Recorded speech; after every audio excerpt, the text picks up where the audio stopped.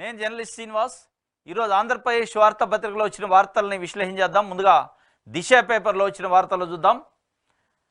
దూకుడు ప్రజా సమస్యల పరిష్కారంపై సీఎం చంద్రబాబు దృష్టి. ఇసుక కొరత తక్షణం తీర్చండి, రహదారుల మరమ్మతులను వెంటనే చేపట్టండి, ధరల నియంత్రణకు చర్యలు తీసుకోండి. మంత్రుల అధికారులతో సమీక్షలో ముఖ్యమంత్రి చంద్రబాబు నాయుడు గారు చెప్పినట్టు దూకుడు పెంచారట. ప్రజా సమస్యల పరిష్కారంలో దూకుడు పెంచాలి అని అధికారులకి దిశానిర్దేశం చేసిండు. అదేవిధంగా ఇసుక కొరత, రాష్ట్రంలో ఇసుక కొరత ఎక్కడ లేకుండా చేయండి. రెండోది, రాష్ట్రంలో రహదారులు తక్షణమే మరమ్మతులు చేయాలి, ధరలని నియంత్రించాలంటారు. మరి ఆ ధరలు ఎట్లా నియంత్రిస్తారు అంటే నిత్యావసర వస్తువులు, కూరగాయలు, ఉప్పు, పప్పు, సామాన్య ప్రజలు రోజువారీగా వాడుకునే వస్తువులకు సంబంధించిన ధరలు ఆకాశాన్నింటినీ కొనే పరిస్థితి లేదు, తినే పరిస్థితి లేదు. మరి నియంత్రించాలన్నా నియంత్రించే పాలసీ ఏందో చెప్పలేదు. ఇంకోటి, ఇసుక కొరత కూడా ప్రధానంగా ఉంది. రోడ్లు దారుణంగా ఉన్నాయని చెప్పి గత ప్రతిపక్షంలో ఉన్నప్పుడు గత ప్రభుత్వం పైన విమర్శలు చేశారు. ఆ రోడ్లను కూడా మరమ్మతులు చేయమని దూకుడు పెంచుతున్నట్టు చెప్పారు. ఇది సంతోషం. కానీ ఇక్కడ మీరు దూకుడుగా ఉండాలి, సమస్యల పరిష్కారంలో దూకుడు పెంచినట్టు వార్త ఇచ్చారు. ఒకవైపు పక్కనే ఇంకొక వార్త, ముఖ్యమంత్రి పనికే లంచం. అధికారులు ఇవాళ రాష్ట్రంలో అధికారుల పరిస్థితి ఏంది? అధికారుల లంచంలో దూకుడు ఉన్నారా, అధికారులు ప్రజా సమస్యల పరిష్కారంలో దూకుడు ఉన్నారా అనే దానికి ఒక నిదర్శనం ఇది. లంచం తీసుకుంటూ ముఖ్యమంత్రి గారికి సంబంధించిన పనికి ఆయన నియోజకవర్గంలో ఆయన సొంత ఊరిలో ఒక ల్యాండ్ ఉంటే, చిన్న ల్యాండ్, దానికి సబ్ డివిజన్ నెంబర్ చేయడానికి సర్వేయరు, మండల సర్వేయరు 1,80,000 రూపాయలు డిమాండ్ చేసిందట. 1,80,000 ఇవ్వాల్సిన పరిస్థితి ఒక ముఖ్యమంత్రికి వచ్చిందంటే రాష్ట్రంలో సామాన్య ప్రజల పరిస్థితి ఎట్లుంది? సామాన్య ప్రజల గవర్నమెంట్ ప్రభుత్వ అధికారులు ఏ విధంగా లంచాలతో పీడిస్తున్నారో దానిపైన మీరు దూకుడు పెంచండి, దానిపైన మీరు నియంత్రణ చేయండి. ఇది కుప్పంలో సీఎం ఇంటి స్థలం సబ్ డివిజన్ చేసేందుకు డిమాండ్ చేసినట్టు లంచం. విచారణకు ఆదేశించిన చంద్రబాబు డిప్యూటీ సర్వేయర్ సద్దాం హుస్సేన్పై సస్పెన్షన్ వేటు. అవినీతి పరుల ఏకైక లక్ష్యం అక్రమార్జన. ఎదుటి వ్యక్తి ఎవరనేది వారికి అనవసరం. కుప్పం నియోజకవర్గం శాంతిపురం మండలానికి చెందిన డిప్యూటీ సర్వేయర్ సద్దాం హుస్సేన్ కూడా సేమ్ టు సేమ్ ముఖ్యమంత్రి చంద్రబాబు నాయుడికి సంబంధించిన పనికి ఏకంగా 1,80,000 రూపాయలు లంచం అడిగాడు. విషయం తెలుసుకున్న సీఎం నివ్వెరపోయారు. చంద్రబాబు ఆదేశాలతో కలెక్టరు, జాయింట్ కలెక్టర్ విచారణ చేపట్టి డిప్యూటీ సర్వేయర్ లంచం డిమాండ్ చేయడం నిజమేనని నిర్ధారించారు. దీంతో అతన్ని సస్పెండ్ చేస్తూ ఉత్తర్వులు వెలువడ్డాయి. ఇది కథ. సింపుల్గా సస్పెండ్ చేశారు. ఒక ముఖ్యమంత్రి స్థాయి వ్యక్తి, ముఖ్యమంత్రి, ఆయనకి సంబంధించిన పర్సనల్గా ల్యాండ్ సబ్ డివిజన్ చేయడానికి 1,80,000 రూపాయలు డిమాండ్ చేసిందని ఆయన తెలుసుకొని నివ్వెరపోయిందట. మీరు తెలుసుకోవాల్సింది ఇంకా చాలా ఉంది. మీకు సంబంధించి కాబట్టి ఇది ఈజీగా తెలిసింది. ఇక రాష్ట్రంలో చాలామంది దగ్గర లంచం తీసుకున్నారు, చాలామంది లంచగుండి ఆఫీసర్లు ఉన్నారు, చాలామంది కొన్ని లక్షల మంది ప్రజలు రోజువారీగా ప్రభుత్వ అధికారులతోని అనేకమైన ఇబ్బందులు పడుతున్నారు. దాన్ని మీరు తెలుసుకోవాల్సింది. ఒక్క మీ విషయం తెలుసుకొని నివ్వెరపోతే కాదు. మీ రాష్ట్రానికి ముఖ్యమంత్రి కాబట్టి మీరు నివ్వెరపోయే విషయాలు ఇంకా చాలా ఉంటాయి. తెలుసుకుంటే లోతుల్లోకి పోతే వాటిని నియంత్రించే వ్యవస్థను పెట్టండి. దీనిపైన మీరు దూకుడు పెంచాలని ప్రజలు కోరుకుంటున్నారు. ఇది ఒక వార్త దిశ పేపర్కి సంబంధించి. ఈ ఆఫీసర్ని అయితే సస్పెండ్ చేశారట. కానీ సస్పెండ్ చేసి తాగుతాడు, మళ్ళీ ఒక 3 నెలలకో 4 నెలలకో మళ్ళీ ఆర్డర్లు వస్తాడు, ఉద్యోగం చేస్తాడు. ఇది కాదు చేయాల్సింది. లంచం తీసుకోవాలంటే భయపడే పరిస్థితి రావాలంటే ఉద్యోగం నుంచి డిస్మిస్ చేయాలి, జైలుకు పంపాలి. ఉద్యోగం నుంచి డిస్మిస్ చేసి జైలుకు పంపిన తర్వాత ఏదైతే కరప్షన్ చేసిండో ఆ కరప్షన్ సొమ్మును మొత్తం కక్కిచ్చే ఏర్పాటు ఉంటే తప్ప ఉద్యోగస్తులు భయపడే పరిస్థితి ఉండదు. లంచగుండే ఆఫీసర్లు, అందరు కాదు, లంచగుండే ఆఫీసర్లకు భయం కలగాలంటే ఇది పరిస్థితి. ఇది నిన్న మీరు ఏదైతే ప్రతిష్టాత్మకంగా ఉన్న మొదటి జూలై 1వ తారీఖు నాడు పెన్షన్ల పంపిణీ కార్యక్రమం చేసి పెన్షన్ల పండగ చేసినాం అన్నారు. ఆ పండగలో చాలా పస్తులు, ఇంకా కొంతమందికి పైసలు ఇవ్వలేదని చెప్పి పెన్షన్లు ఆపారట. 7,000కి ఒక 500, 1,000 రూపాయలు కట్ చేసుకొని ఇచ్చిన కొన్ని ఏరియాలలో ఉన్నాయి. ఇంత ప్రతిష్టాత్మకంగా ముఖ్యమంత్రి స్థాయిలో ఒక పేదల ఇంటికి వెళ్ళి పంపిణీ చేసే కార్యక్రమంలో కూడా ఇంత ఓపెన్గా పైసలు వసూలు చేసే పరిస్థితి అంటే ఇక లంచగుండ ఏ స్థాయిలో ఉంది? దానిపైన మీరు దృష్టి పెట్టాలి. ముఖ్యమంత్రి గారు దానిపైన పెడితే విషయాలు చాలా బయటకు వస్తాయి. ఇది దిశకి సంబంధించి. ఓకే, నెక్స్ట్ సాక్షి పేపర్ చూద్దాం. బడులు తెరిచారు, బరువు మోపారు. వందనం ఏది?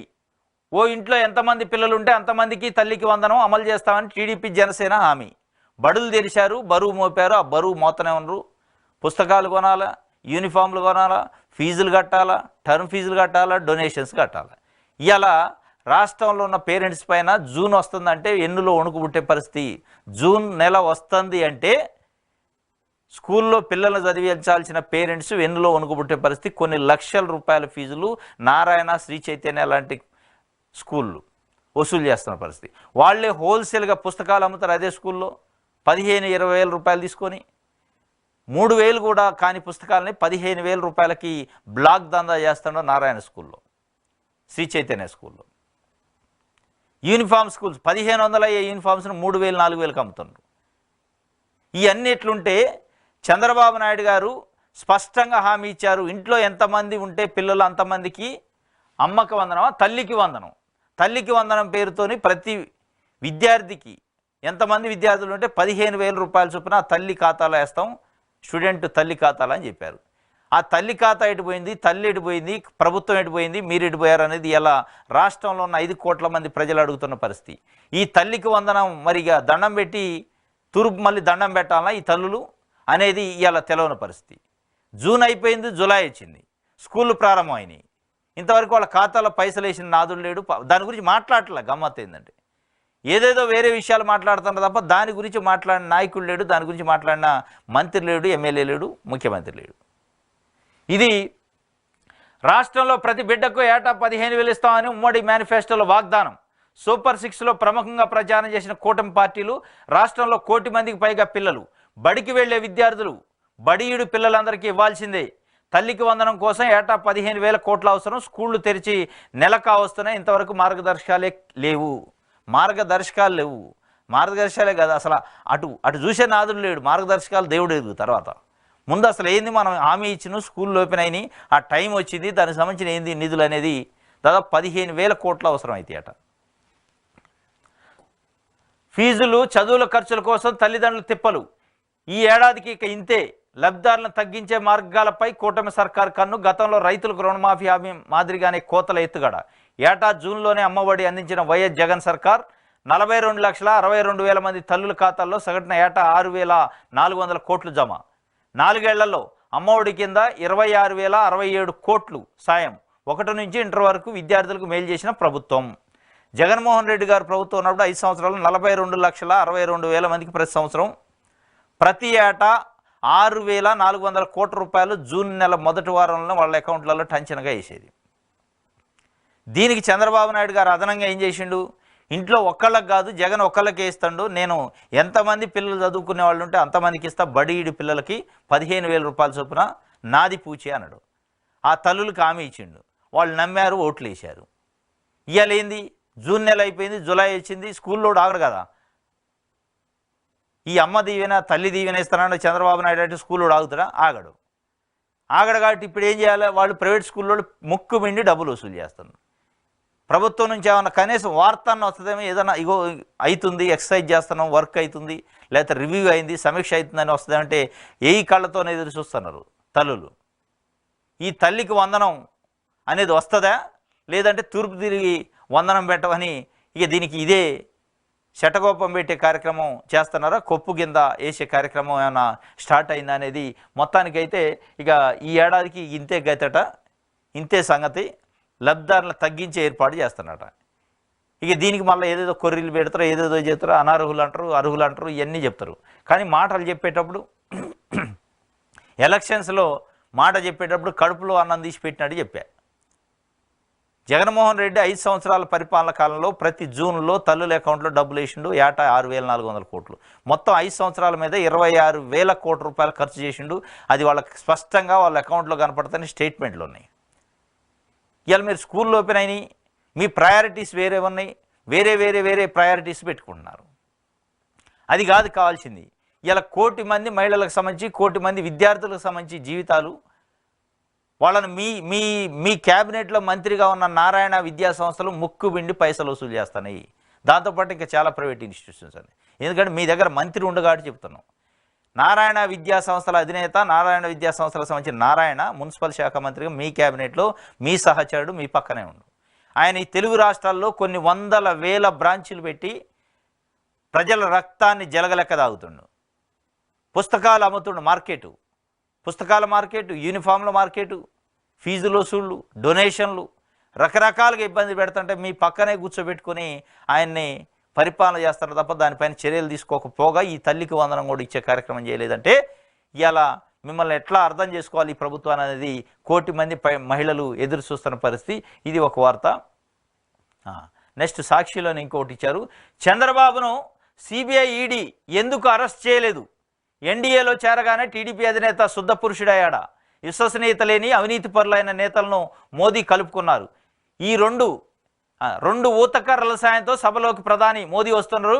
ఎగ్జిట్ పోల్ ప్రచారంలో స్టాక్ మార్కెట్ ప్రభావితం చేశారు. ఫలితాల రోజు మదుపరుల 31 లక్షల కోట్లు నష్టపోయారు మదుపరులు, పెట్టుబడిదారులు. కానీ టీడీపీ అగ్రనేత భార్య కంపెనీ మాత్రం 521 కోట్లు లాభపడింది. ఇది ఎలా సాధ్యమైందో విచారించే దమ్ము ప్రభుత్వానికి ఉందా? లోక్సభలో టీఎంసీ ఎంపీ కళ్యాణ్ బెనర్జీ ఘాటు వ్యాఖ్యలు చేసిండు. వాస్తవంగా నిన్న కళ్యాణ్ బెనర్జీ తృణమూల్ కాంగ్రెస్ ఎంపీ, పశ్చిమ బెంగాల్కి సంబంధించి తృణమూల్ కాంగ్రెస్ పార్టీ ఎంపీ కళ్యాణ్ బెనర్జీ చాలా ఘాటుగా ప్రధానమంత్రి అదేవిధంగా బీజేపీ పార్టీ పైన చాలా ఘాటైన విమర్శలు చేసిండు. దాంట్లో కొన్ని నిజాలు కూడా ఉన్నాయి. తప్పనిసరిగా దానికి సంబంధించి ఆయన మాట్లాడిన మాటలు, అవినీతి పరులంతా కూటమి కట్టారని ఇండియా కూటమిపై ప్రధాని మోదీ పదే ఆరోపణలు చేశారు. మరి చంద్రబాబు, అజిత్ పవార్, ప్రఫుల్ పటేళ్ల విషయంలో జరిగిందేమిటి? వీరిపై కేసులు ఇంకా పెండింగ్లోనే ఉన్నాయి. చంద్రబాబును సిబిఐ ఈడీ ఎందుకు అరెస్ట్ చేయలేదు? బీజేపీ పంచన చేరగానే శుద్ధ పురుషులు అయ్యారా? విశ్వసనీయత లేని అవినీతి పరులైన నేతల అండతో మోదీ ప్రభుత్వాన్ని నడుపుతున్నారని చాలా ఘాటైన విమర్శలు చేసిండు.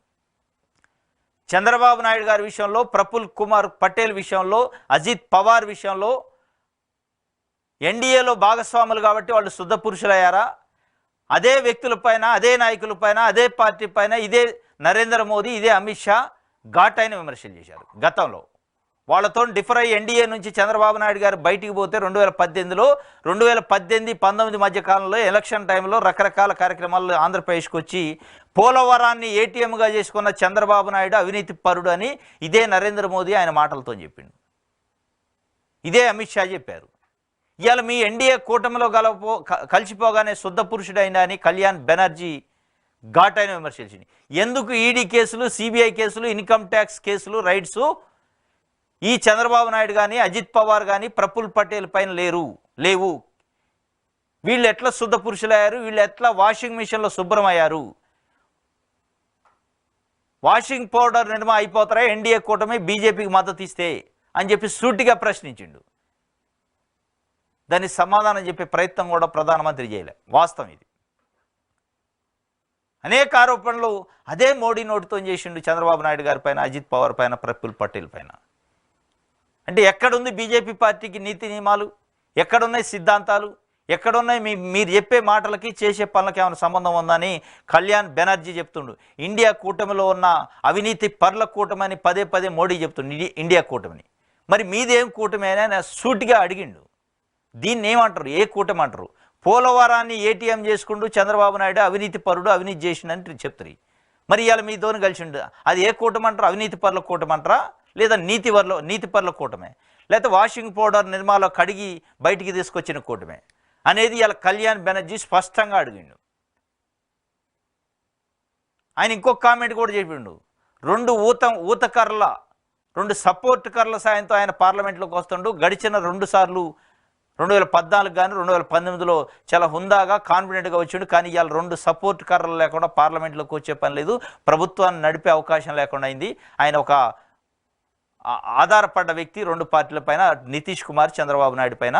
వాళ్ళు ఏ అవినీతి చేసినా ఇవాళ బయటికి రాదు, వాళ్ళు అవినీతి పరుల కింద కనపడరు. ఎందుకంటే వాళ్ళ ఓతంతోనే ఇవాళ ప్రభుత్వం ఉంది కాబట్టి అని ఆయన చెప్పిండు. ఇంకోటి, టీడీపీ అగ్రనేత వాళ్ళ భార్యకి సంబంధించి మన భువనేశ్వరి గారికి సంబంధించి హెరిటేజ్ సంస్థలలో ఎలక్షన్ రిజల్ట్ వస్తుంటే 521 కోట్ల రూపాయల ప్రాఫిట్ ఒక 2 రోజుల్లోనే పొందారు హెరిటేజ్ సంస్థ.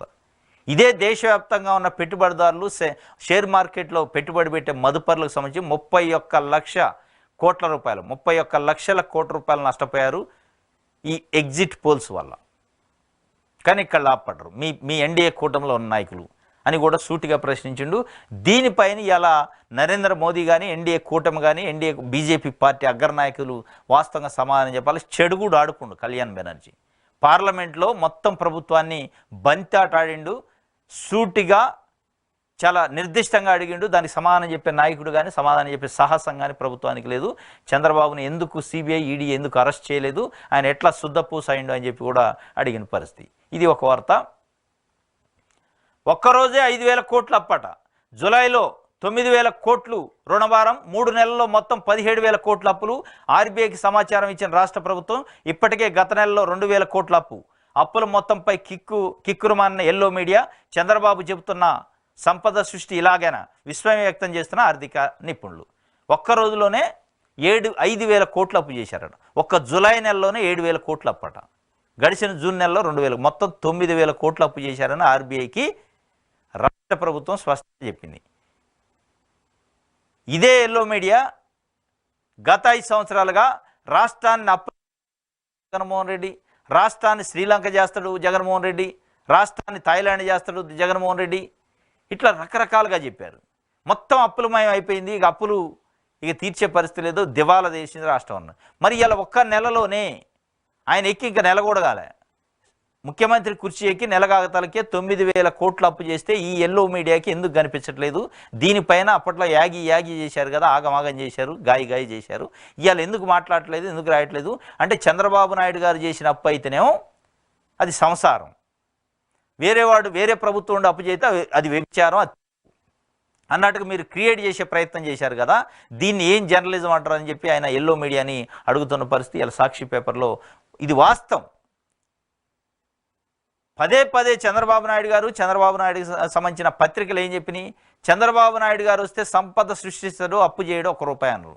ఇవాళ ఒక్క నెల కూడా కాగతలకి 8,000 9,000 కోట్ల రూపాయలు అప్పు చేశారు. ఇదేనా సంపద సృష్టి అంటే? దీన్నేనా సంపద సృష్టి అంటారు? ఇది సృష్టించడం అంటారా, కూల్చడం అంటారా, అప్పులు చేయడం అంటారా? మీ సంపద సృష్టి అంటే ఏంది ఆ ఫార్ములా అసలు?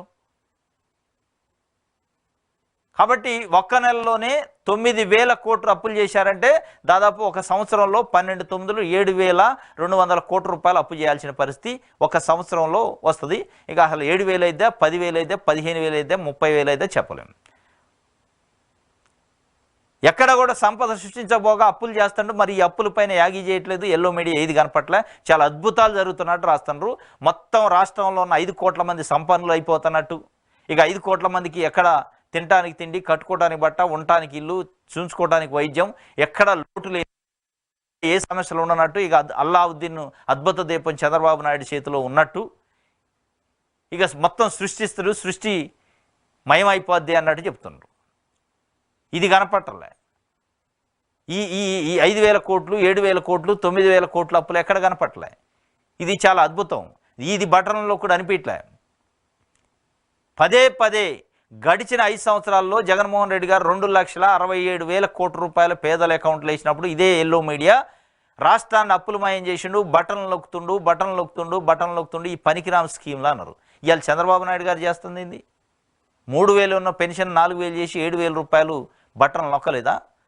మరి ఆ బటన్లో కూడా ఏమంటాడు? దీన్ని సంపద సృష్టించమంటారా? 9,000 కోట్ల రూపాయలు అప్పులు చేసి పెన్షన్లు ఇచ్చే కార్యక్రమం మొదటి నెలలోనే స్టార్ట్ చేసి దాన్ని ఏమంటారు అనేది రాసే పరిస్థితి లేదు, అడిగే పరిస్థితి లేదు. ఇది ఒక వార్త. ఇంకోటి, రాష్ట్రంలో రాక్షస పాలన, ప్రత్యర్థులపై పెచ్చుమీరిన టీడీపీ కార్యకర్తల దాడులు, టీడీపీకి ఓటేయలేదనే కక్షతో దౌర్జన్యాలు.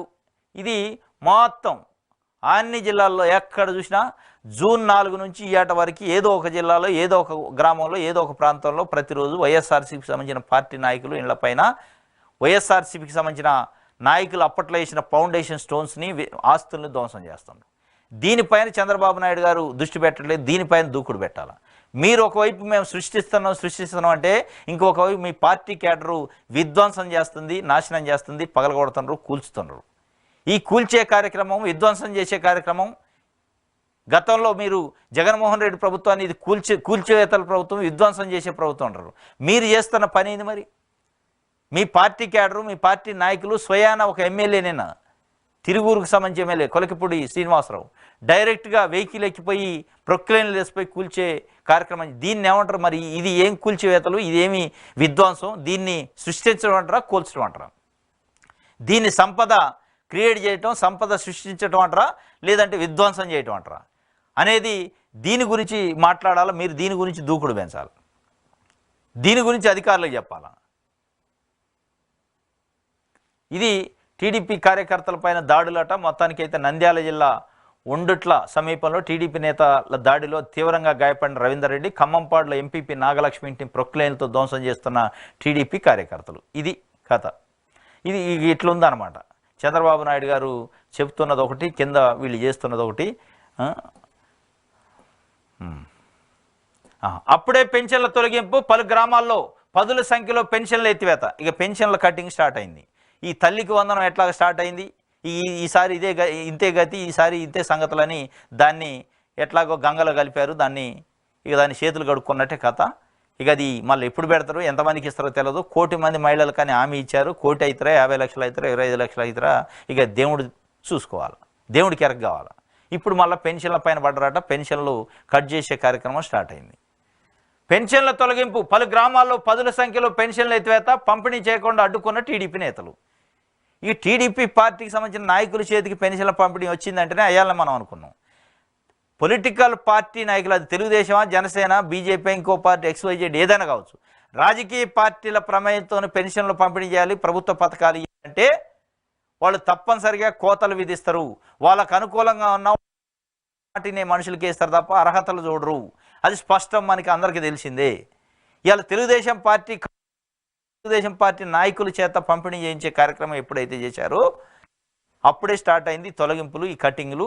ఈ నిజమైన అర్హులకి దూరం అయ్యే పరిస్థితి ఉంది పెన్షన్లు.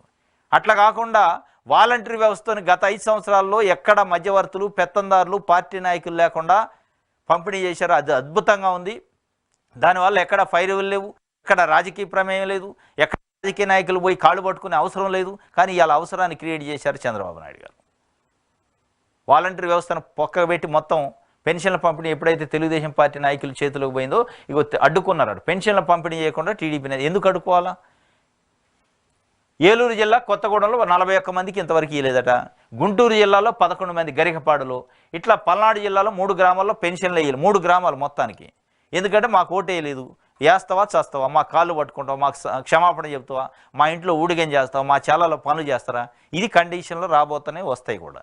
ఈ గతంలో మనం చూసినాం జన్మభూమి కమిటీలు అని చెప్పి, జన్మభూమి కమిటీలో ఉన్న కమిటీ మెంబర్స్ చుట్టూ తిరిగి వాళ్ళ కాళ్ళ వేళ్లబడి ప్రదక్షిణ చేస్తేనే పెన్షన్లు వచ్చేది, పెన్షన్లు ఉండేది. ఇవాళ మళ్ళీ ఆ పరిస్థితి వచ్చింది.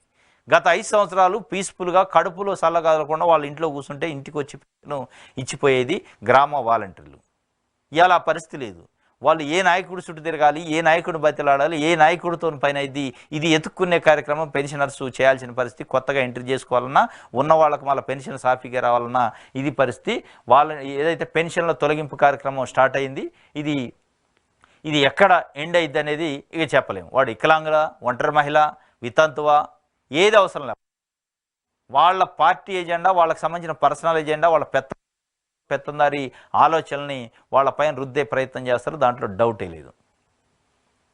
ఇది ఒక వార్త సాక్షికి సంబంధించి.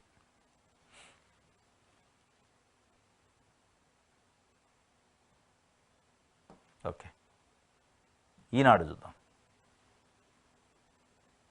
ప్రాణాలు తీసిన పాదధూళి, 116 మంది దుర్మరణం. బోలే బాబా పాదధూళి సేకరించే క్రమంలో తొక్కిసలాట. మృతుల్లో 105 మంది మహిళలు. ఉత్తరప్రదేశ్లోని హాత్రాస్లో తీవ్ర విషాద ఘటన. ప్రాణాలు తీసిన పాదధూళి. ఎంత పిచ్చి కాకపోతే ఎవడో బాబా అట, భోలే బాబా. వాడు ప్రవచనాలు చెబుతుంటే వాడు పాదధూళి కోసం కొన్ని లక్షల మంది ఒకేసారి పోయి ఆ పాదాల మీద పడితే మొత్తం తొక్కిసలాట 116 మంది చచ్చిపోయారు. ఇంకెంతమంది చచ్చిపోతారో తెలియదట. ఈ పిచ్చి ఆ బోలే బాబా ఎవడు, ఈ ప్రభుత్వం ఏం చేస్తుంది, యంత్రాంగం ఎడిపోయింది, పోలీస్ వ్యవస్థ ఎడిపోయింది. ఇన్ని వేల మంది, ఇన్ని లక్షల మంది ఒక దగ్గర జమ అవుతున్నారైతే అక్కడ ఉన్న పోలీస్ యంత్రాంగానికి ఒక అంచనా ఉండాలి కదా. అది రోజు జరుగుతుందట. నిన్న లాస్ట్ రోజు ముగింపు కార్యక్రమం అయినప్పుడు అక్కడ ఉన్న పోలీస్ యంత్రాంగానికి, లా అండ్ ఆర్డర్ చూసే అధికారులకి ఒక అంచనా ఉండాలి కదా. ఎంతమంది వస్తారో, ఎట్లా ఉంది, దాని ఏర్పాట్లు ఏం చేసుకోవాలి కదా. ఆ బోలే బాబా ఎవడో వాడు పాద ధూళి కోసం మరి ఆ పాద ధూళి ఏముందా? ఆయన ఏమన్నా దేవుడా? మరి ఆయన కాడ ఏమైనా అద్భుతాలు ఉన్నాయా? ఒక క్రియేషన్ చేసి జనాల పిచ్చోళ్ళు చేసి గొర్రెలే కాడించే కార్యక్రమం తప్ప దీంట్లో ఏముంది అసలు? వాడు మట్టి కోసం పోయి మట్టిలో కలిశారు. వాడి కాళ్ళకున్న మట్టి తీసుకోవడానికి పోయి మట్టిలో కలిసే పరిస్థితి 116 మంది ఇప్పటికే చచ్చిపోయారు. ఇంకా కొంతమంది హాస్పిటల్లో ఉన్నారు. ఎంతమంది చనిపోతారో తెలియదు. కుటుంబాలను గాలికి వదిలేసి అలా ప్రాణాలు గాలిలో వదిలేరు వాళ్ళు. దీనికి ప్రధాన కారణం ఏంది? అక్కడున్న పోలీస్ యంత్రాంగం, అక్కడున్న ఈ బోలే బాబాసాహెబ్. వానికి తెలుసు ఎంతమంది వస్తారు ఏంది, దానికి సిస్టమేటిక్గా ఏర్పాట్లు ఏం చూసుకోకుండా అడ్డగోలుగా నీ పబ్లిసిటీ కోసం ఇట్లాంటివి చేస్తే వాడిని తీసిపోయి లోపటేయాలి. వాని వాడుకున్న ఏజెన్సీ ఏంది, వాడుకున్న సర్టిఫికేట్ ఏంది, వాడుకున్న లైసెన్స్ ఏంది, వాడుకున్న అసలు ఏంటి, వాడుకున్న అర్హత ఏంది, అవకాశం ఏంది, ఏది లేకుండా అడ్డగోలుగా ఎంటర్టైన్ చేసి పోలీసులు స్థానిక ఏదైనా చిన్న సమస్య కోసం చిన్న ధర్నానో చిన్న ప్రొటెస్టో నిరసన కార్యక్రమం చేస్తానంటే ఏదైనా పబ్లిక్ సమస్యలపైన సంఘాలకి పార్టీ నాయకులకి అనేక కండిషన్లు పెడతారు ఇదే పోలీసులు. ఇంతమంది మాకు పోగైతే ఇంతమంది మాకు అక్కడ జమ అవుతుంటే ఏం చేస్తారు పోలీసు వాళ్ళు? ఏం చేస్తారు యంత్రాంగం? 116 మంది ప్రాణాలు పోవటానికి 116 మంది ఇలా ప్రాణాలు పోవటానికి కారణం అక్కడ ఉన్న పోలీస్ యంత్రాంగం, ఆ బోలే బాబా బాబా. మీకున్న నిర్దిష్టమైన ప్రణాళిక లేకుండా దానిపైన ముందు జాగ్రత్త లేకపోవడం వల్ల ఇవాళ చచ్చిపోయారు. అవి చనిపోవడం వల్ల హత్యలు చేశారు. 116 మందిని అక్కడున్న లా అండ్ ఆర్డర్ చూసి ఆఫీసర్లు హత్య చేసినట్టే ఒక విధంగా అనుకోవాలి. ఈ బోలే బాబా సాబా బోలే బాబా హత్య చేసినట్టే దీన్ని అనుకోవాలి. వానికి తెలుసు ఎంతమంది వస్తారు, ఎట్లా ఉంటుంది అనేది. వానికి కావాల్సింది ఏంది? వాడి పబ్లిసిటీ. ఎవడు ఎక్కడ పోతే ఏంది, సత్యింది బతికింది అనే పద్ధతిలో ఇది జరిగింది. ఇది ఒక వార్త ఈనాడులో ఇచ్చారు. ఎమ్మెల్యే కొలికపూడి అత్యుత్సాహం. వైసీపీ ఎంపీపీ భవనం కూల్చివేతకు ప్రయత్నించడంతో తీవ్ర ఉద్రిక్తత, ఆక్రమణలు ఉన్నాయని ఆరోపణ. యజమానికి నోటీసులు ఇచ్చిన అధికారులు. MLA Kolikapudi Tiruvuru MLA Kolikapudi Srinivasarao. ఈయన అమరావతి ఉద్యమ నాయకుడు అని చెప్పి పబ్లిసిటీ అయ్యిండు. తెలుగుదేశం పార్టీ టికెట్ ఇచ్చింది, గెలిచింది తిరువూరు నుంచి. గెలిస్తే నువ్వేం చేయాలా? ప్రజలకు సేవ చేయాలి, ప్రజలకు పని చేయాలి. అత్యంత విద్యావంతుడు. మళ్ళా ఈయన ప్రొక్లైన్లు తీసుకొని జనాలను వేసుకొని ఒకవేళ నిజంగానే ఆక్రమణలు ఉన్నాయి అనుకోండి, దానికి ఒక రూల్ పొజిషన్ ఉంటుంది, చట్టం ఉంది, పోలీసు ఉంది, మున్సిపల్ అధికారులు ఉంటారు, రెవెన్యూ యంత్రాంగం ఉంటుంది. ఆ యంత్రాంగంతో పని చేయించాలి తప్ప పారలు గడపారలు గొడ్డళ్ళు తీసుకొని పోయినట్టు మీరు ఒక దౌర్జన్యానికి దొమ్మికి పోయినట్టు ఒక ఎమ్మెల్యేగా ప్రజాప్రతినిధిగా ఉండి చట్టాన్ని చేతిలోకి తీసుకొని మీరే ప్రజల్ని ప్రొవోకేట్ చేసి రెచ్చగొట్టి ఇల్లు కూల్చే కార్యక్రమం అంటే ఇంతకంటే లా అండ్ ఆర్డర్ ఇష్యూ ఇది యూపీనా బీహారా? ఎక్కడున్నాం మనం? పదే పదే చంద్రబాబు నాయుడు గారు 45 సంవత్సరాల ఎక్స్పీరియన్స్ నాది, లా అండ్ ఆర్డర్ విషయంలో నేను స్ట్రిక్ట్గా ఉంటా, నేను ఆదర్శవంతమైన రాజకీయ నాయకుడిని, లా అండ్ ఆర్డర్ విషయంలో రాజీ పడను, అది తన మన నాకు సంబంధం లేదండు. మరి దీన్ని ఏమంటారు? ఈ ఎమ్మెల్యేని మీరు సస్పెండ్ చేస్తాను ఇయ్యాల. డైరెక్ట్గా కారు మీద కూర్చొని కారు ఎక్కి షో చేసుకుంటా ఊరేగింపు చేసుకుంటా తిరువూరు ఎమ్మెల్యే పోయిన పరిస్థితి.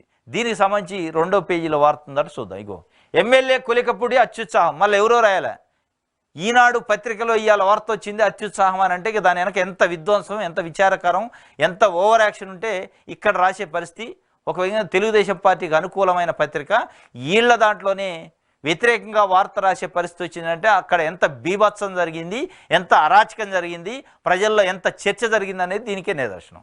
దీనిపైన చంద్రబాబు నాయుడు గారు ఆయనకి నిజంగానే లా అండ్ ఆర్డర్ పైన నమ్మకం ఉంటే, ఆయన నిజంగానే పరిపాలన మంచిగా అందించాలనుకుంటే కొలికపూడి శ్రీనివాసరావుని ఇలా పార్టీని సస్పెండ్ చేయాలి.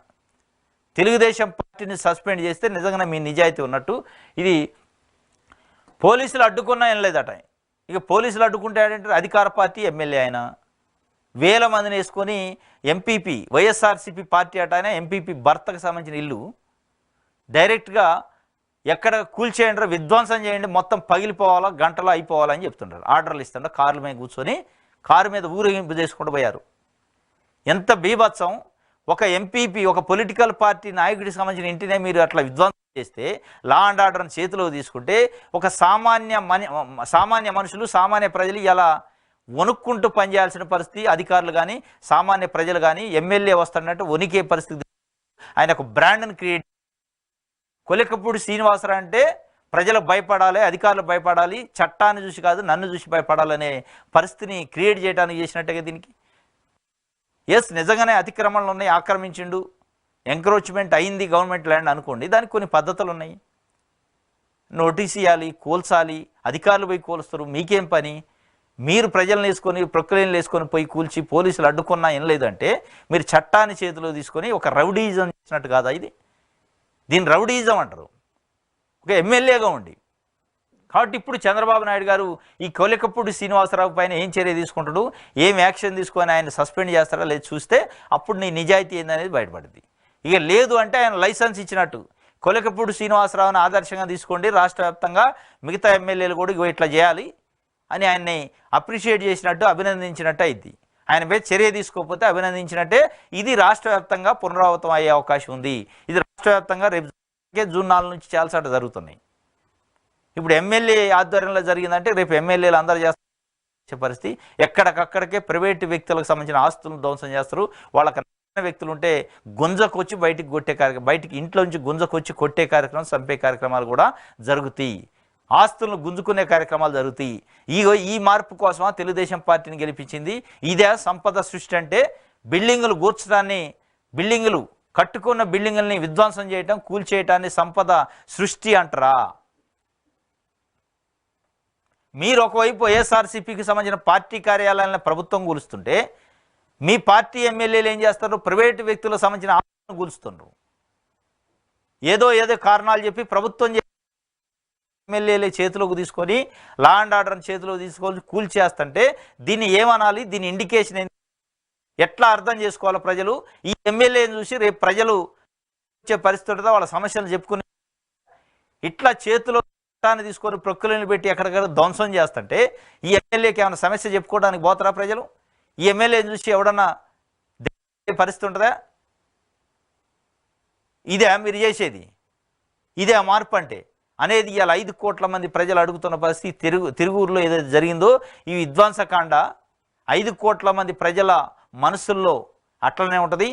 వాళ్ళకి అనేక అనుమానాలు వస్తున్నాయి. అసలు రాష్ట్ర వ్యాప్తంగా ఇది జరుగుతాయింది అనేది కూడా. దీనిపైన చంద్రబాబు నాయుడు గారు ఎంత సీరియస్గా యాక్షన్ తీసుకుంటే అంత మంచిది.